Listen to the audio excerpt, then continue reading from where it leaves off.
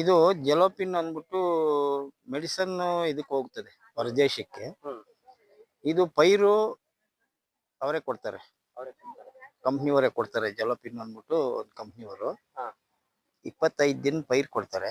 ಹಾ ನಾವು ಪೇಪರ್ ಮಂಚಿಂಗ್ ಮಾಡ್ಬಿಟ್ಟು ಹಾ. ಸೀಮೆ ನಾಟಿ ಗೊಬ್ಬರ, ಕೊಟ್ಟಿಗೆ ಗೊಬ್ಬರದ್ದು ಇದೆಲ್ಲ ಮಾಡ್ಬಿಟ್ಟು ಹಾ. ಆಮೇಲೆ 30 ದಿವಸಕ್ಕೆ ನಾವು ಪೈರು ನೆಡಬೇಕು.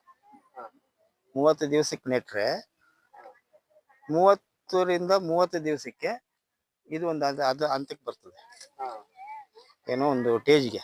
ಹಾ ಆಮೇಲೆ ಏನಾಗುತ್ತೆ, ನಾವು ಗೊಬ್ಬರ ಕೊಟ್ಕೋಬೇಕು. ಏನು ಉಪ್ಪು 19 ಅಲ್ಲ ಒಂದಂತ 1261, ತಿರುಗಿ 30-40 ಇದು ಕೊಟ್ಕೊಂಡು ಹಂತವಾಗಿ ಬರಬೇಕು.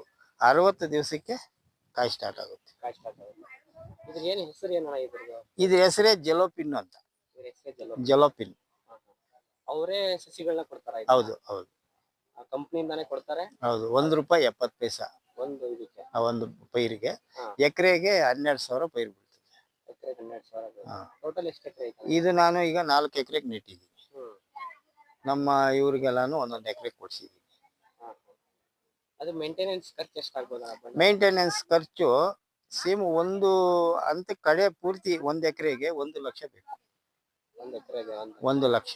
ಹಾ ಆಕ್ಚುಲಿ 1 ಲಕ್ಷ ಅನ್ನೋದೇನು ದೊಡ್ಡದೇನಲ್ಲ. ಹಾ ಈಗ 30 ಟನ್ ಕೊಡ್ತದೆ ಕಾಯಿ. ಹಾ 1 ಕೆಜಿ ಬಂದು ₹22. 1 ಕೆಜಿಗೆ 22. ಹಾ ಅಲ್ಲಿಗೆ 1 ಟನ್ನಿಗೆ 22,000.